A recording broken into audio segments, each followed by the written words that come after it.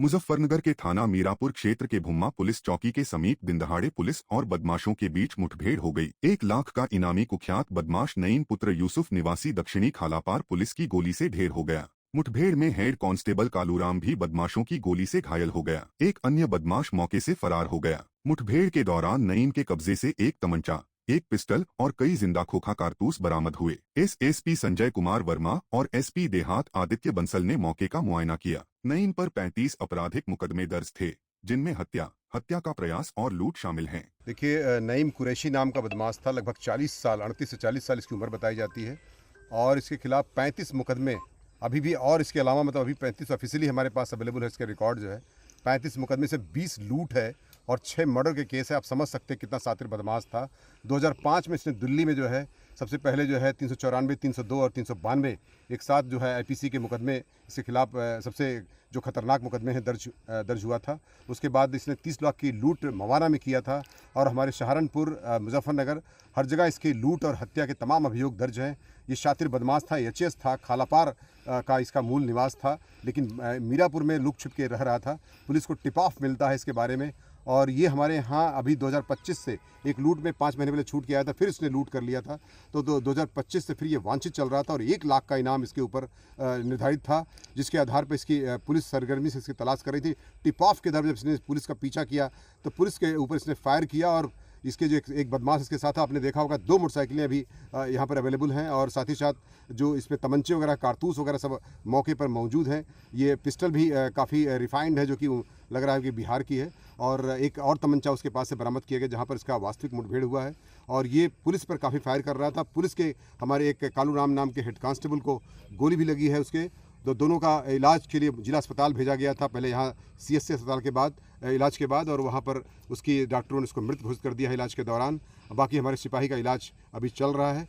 बाकी आवश्यक कार्रवाई जो होती है पंचायतना पोस्टमार्टम की अमल में लाई। मुजफ्फरनगर के खालापार थाना क्षेत्र के वहलना गांव में एक सनसनीखेज हत्या का मामला सामने आया। विधवा सुनीता की उसके प्रेमी आलम राणा ने गला घोंटकर हत्या कर दी। शनिवार रात पैसे के विवाद पर आलम ने हत्या की और बाहर से ताला लगाकर भाग गया। बेटी प्रियांशी ने सुबह शोर मचाया और पड़ोसियों ने ताला तोड़ा तो घटना का पता चल सका। मामले की जानकारी पर पुलिस मौके पर पहुंची और शव को पोस्टमार्टम के लिए भेजा। कुछ घंटों में महिला पुलिस ने आलम को मुठभेड़ में घायल कर गिरफ्तार किया। आलम के पास 2 फोन, 30,000 रुपए, एक बाइक और एक स्कूटी बरामद हुई। मम्मी के दौरे 3 आए थे आदमी, एक दो तो मिस्त्री थे, अंकल थे एक, और तो वे है ना घर देखने आए थे, तो वे सारे में घूम रहे थे, देख रहे थे वे अब सही बना सके मकान वगैरह नु देख रहे थे वहां पे, इसलिए तो है ना फिर वे देख लिया। फिर मम्मी ने मुझे दूध लेने भेज दिया। मैंने कहा ठीक है ला रही, फिर मैं दूध की जगह कोल्ड ड्रिंक लेने चली गई, देव घट गई। फिर मम्मी ने कहा अगर 20,000 रुपए ला दे, ठाक है। फिर उन्हें 10,000 रुपए अंकल को दिए, 10,000 रुपए मिस्त्री को दिए जी। तो कौन कौन थे ये जो मकान देखना है आपका बनाने के लिए? जी उन्हें तो मैं जानती नहीं, मैं पहली बार देखा था। अंकल को तो जानती हूँ मैं। कौन था अंकल? आलम। हाँ, उसके बाद क्या हुआ? उसके बाद फिर वे पैसे उसे ले गए, ठंडा उंडा पी के जा लिए। फिर अंकल रहे यहाँ से, फिर अंकल मम्मी को लेके शहर गए हैं, सूट दिवा के लाए यहाँ पे, और तो 9:30 बजे आए। तो मम्मी है ना थोड़ी सी गुस्से में भी थी मेरी मम्मी, तो मम्मी को मैंने कहा अगर मम्मी खाना ना खा लो, मम्मी ने खाना नहीं खाया बिल्कुल भी, मैं बार बार कह रही थी। फिर मम्मी को मैंने नु भी कहा अगर मम्मी अंदर जाकर लौट जाओ, मम्मी लौटती नहीं बिल्कुल भी। फिर मैं आज अंदर जाकर लौट गई। फिर उसके बाद मुझे कुछ नहीं पता था, ताले के बारे में मुझे कुछ नहीं पता, किसने मारा किसने नहीं।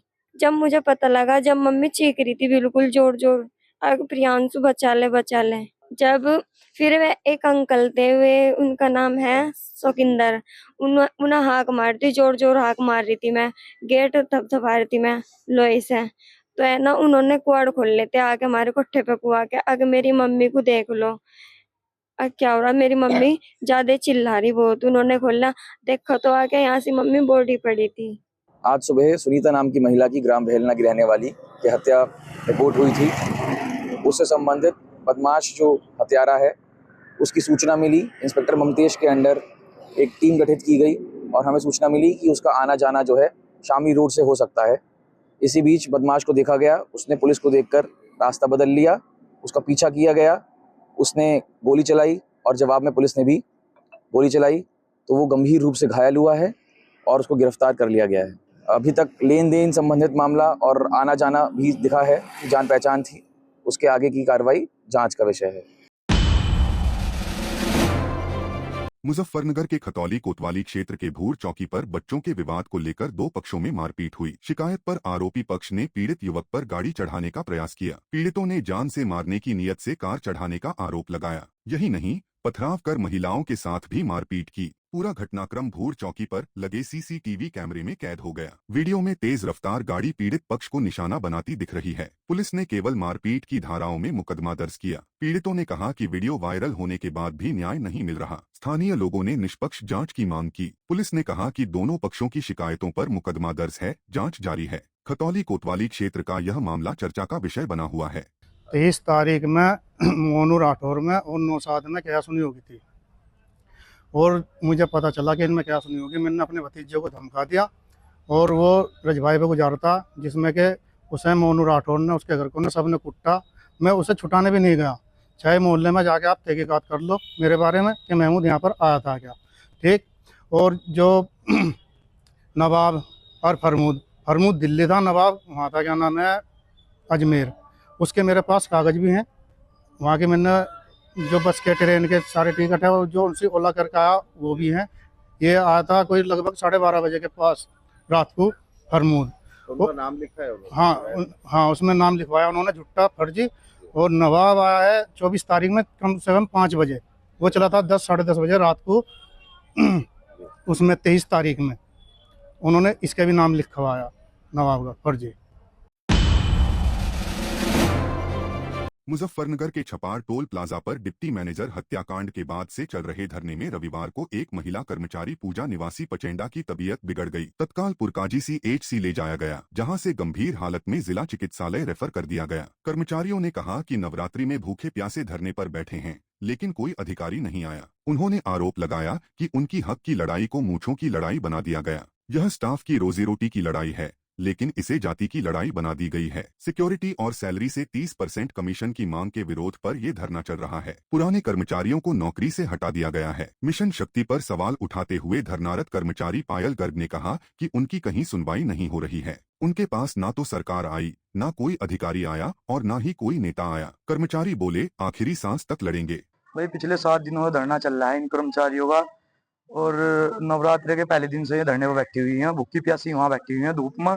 और भाई प्रशासन की भी ढील है, कहीं ना कहीं सारी चीजें नजरअंदाज हो रही हैं, हम देख रहे हैं। ये जो लड़ाई है इनकी स्टाफ की लड़ाई है, और इस लड़ाई को मुच्छों की लड़ाई बनाया जा रहा है। यो इनके हक की लड़ाई है, यो इनकी रोटी की लड़ाई है, इनके चूल्हे की लड़ाई है। ये सब मुच्छों की लड़ाई बनाया जा रहा है, सब जाति की लड़ाई बनाया जा रहा है। जो ग्राउंड पे हो रहा है उसे देखने कोई नहीं आ रहा। वहाँ कोई ऐसा प्रशासन की तरफ से कोई ऐसा आदमी नहीं आया जो पूछो भाई यहाँ मामला क्या है, क्यों धरने बैठा हुआ है स्टाफ। इसे एक अलग रूप दिया जा रहा है। जो मेन चीज है, जो जिस चीज को लेकर स्टाफ वहां धरने पर बैठा है, उन चीजों को कोई नहीं पूछ रहा। मेन मामला इनकी नौकरी से हटा दिया गया है ना, मेन मामला वो है, उस चीज को कोई नहीं पूछ रहा। ये पूरा मामला सर 7 दिनों से हम लोग धरने पर बैठे हैं, और 7 दिनों से हमारी कोई प्रशासन भी और ना ही कोई हमारी सरकार हमारी सुध-बुध लेने के लिए तैयार नहीं है। 1 हफ्ता हो गया, हमें 7 दिन हो चुके हैं, हम 7 दिन से हम धरने पर बैठे हुए हैं।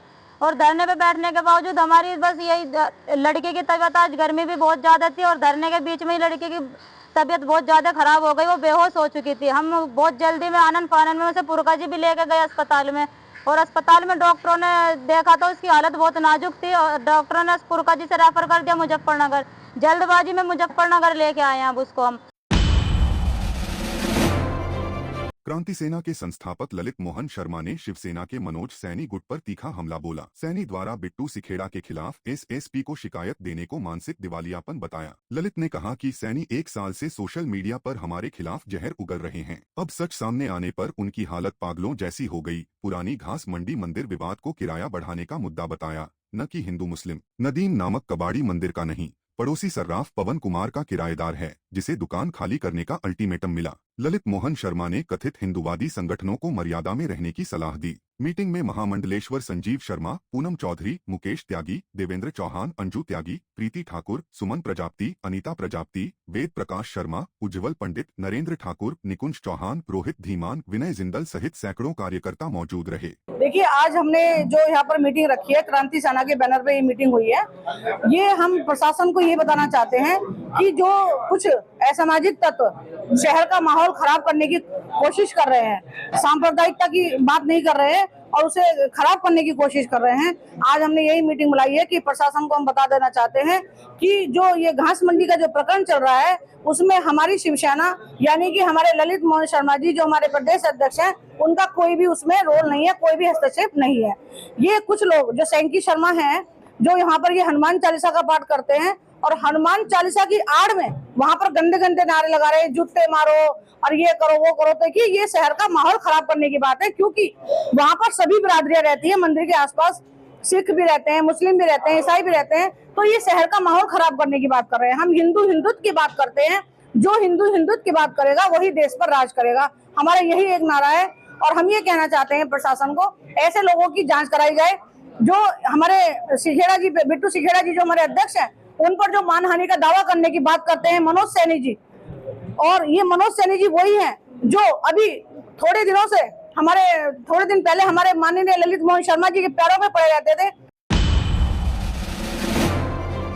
मुजफ्फरनगर के भोपा थाना क्षेत्र के शुक्रताल में 100 साल पुरानी निहालचंद पंचायती धर्मशाला पर भूमाफियाओं ने कब्जा कर लिया है। धर्मशाला के महंत रामगिरी महाराज ने शनिवार को डीएम कार्यालय पहुंचकर सीएम योगी आदित्यनाथ के नाम प्रशासनिक अधिकारियों को ज्ञापन सौंपा। रामगिरी ने आरोप लगाया कि भूमाफिया फर्जी कागजात बनाकर धर्मशाला की 8 बीघा जमीन पर निर्माण कर बेच रहे हैं। 4 दिन पहले डीएम से मिले तो एसडीएम ने फोन पर कार्य रुकवाया, लेकिन 3 दिन बाद फिर शुरू हो गया। रामगिरी ने कहा कि भूमाफिया ने पेड़ 4 लाख में बेचे, 2 लाख में गटर बेचे। फर्जी रसीद से 2 बीघा की जगह 8 बीघा पर कब्जा करने की कोशिश कर रहे हैं। डीएम को पत्र में कहा कि तत्काल कार्रवाई न हुई तो सीएम से मिलेंगे। हम आए थे धर्मशाला के मैटर में, एक निहाल सिंह धर्मशाला, वो 8 बीघे जमीन में है और वो भूमाफिया उसे चिन रहे हैं। वो 100 साल पुरानी धर्मशाला है, उन्होंने फर्जी कागज बना रखे हैं और फर्जी कागजों से ऐसा जो वो कर रहे हैं। और उसके बाद में जी हम जो यहाँ जो डीएम साहब के यहाँ आए थे, अब से 4 दिन पहले डीएम साहब ने हमारे सामने टेलीफोन करा था एसडीएम साहब को। एसडीएम साहब ने उस टाइम काम रुकवा दिया था। फिर एसडीएम साहब ने उनसे 2-3 दिन तक बात करी और बात करके फिर आज काम चलवा दिया।